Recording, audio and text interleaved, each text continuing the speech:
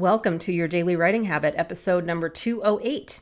If you are writing a book or thinking about it, or maybe you've started writing your book and you're having some trouble getting it done, or maybe you need help reaching more readers to let them know about your book, you are in the right place. Good morning. I'm your host, Christine Whitmarsh. If you're looking for me online, Christine Inc., Christine-Inc., INK.com. Each day, I'm sharing with you the writing habits I've learned over my 18 years as a ghostwriter, book coach, and author. I have learned that 3 things in particular have a huge impact on your success as an author, and they even have the ability to turn a non-author into a published author. Those 3 things are writing fundamentals, productivity, and mindset habits. Here's today's quote. Each of us embodies in a particular tale and clothed in the garments of time and place, universal truth about everlasting life. J.R.R. Tolkien, Lord of the Rings.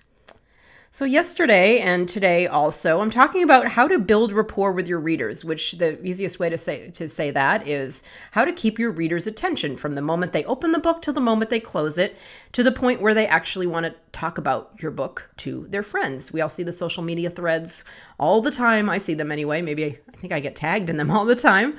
What's everybody reading? I don't know what to read next. I need book recommendations. So as an author, you definitely want your book to be one of the things that people are talking about on those threads. And how do you do that? You build trust and rapport with your readers on page 1, and you hold it all the way through the book.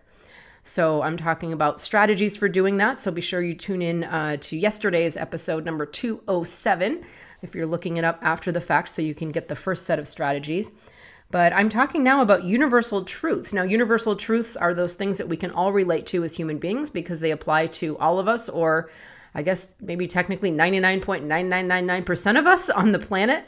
So it's something that even subconsciously your readers, they connect with you because they understand that you're speaking this kind of universal language of humanity of like, oh yeah, I get that because I've gone through that. So that's what I mean by universal truth. So we covered some yesterday, and here is the final part of that list today. One universal truth is society. And by that, I mean the trials and tribulations and power struggles of individuals being forced to live in systems designed by other people. Now, this can mean even just something like a workplace, your job, a neighborhood, a community group. So maybe like a parents' organization at your kid's school, or on a larger scale, entire national infrastructures. The universal truth here is not so much about the system itself, but specifically about individuals trying to fit into the system, which is sometimes, depending on the individual and depending on the system, very much a square peg, round hole situation. So from the standpoint of writing, how can you use society and the trials and tribulations and power struggles of any kind of group, any kind of community, any kind of society? How can you use that as a premise in your book writing? So the next universal truth is death. And it's true. And obviously, lots of books, authors, and screenwriters like to explore death because, our own mortality and all the peripheral subject matter that comes with it really is enough material to last us forever as writers. The next one is love and acceptance. Specifically, the struggle between wanting it, denying we want it, what happens when we don't get it, and what happens when we do. How can you use the struggle for love and acceptance as a premise for a story in your book? The next one is chasing happiness. Similar to love and acceptance, anytime we want and chase something that eludes us, believe me, that makes for a great tension-based story premise. The whole idea of a character wanting something and not getting it, or having to go through great struggles and obstacles to get it, and sometimes realizing they never really wanted it, sometimes realizing, that, this was the thing that they were missing. Or you think of something like The Wizard of Oz, and it was, you had the thing that she was chasing. She was told at the end, Dorothy was told, you had it all along.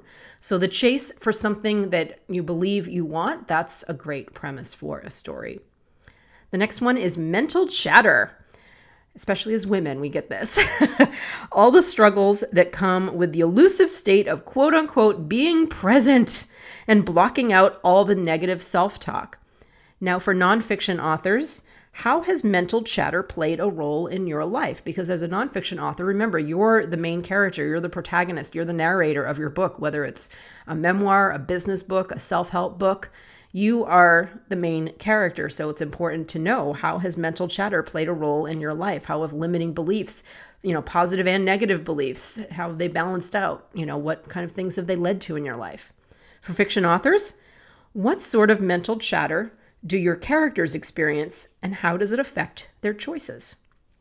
Questions to ask as you're developing premises around these universal truths. The next one is toxic people. Another pretty self-explanatory one, and a story element that can be a catalyst for all sorts of fun and lessons when you kind of, realize as a nonfiction author the toxic people in your life and how they've affected your plotline of your life. And in fiction, well, you can do a lot with toxic people in a fiction novel. Toss one in and see what happens. The next one is love. This is possibly the most universal and well-utilized truth of them all, so we'll just leave it there. The next one is money. How did something, now this is just such a curious one for me sometimes, especially when I find myself struggling with money beliefs, and that's like a whole other conversation for lots of coaches out there that like to talk about money beliefs. But if you really think about it, how did something that is technically nothing more than a system of barter in economics become the subject of internal and external warfare?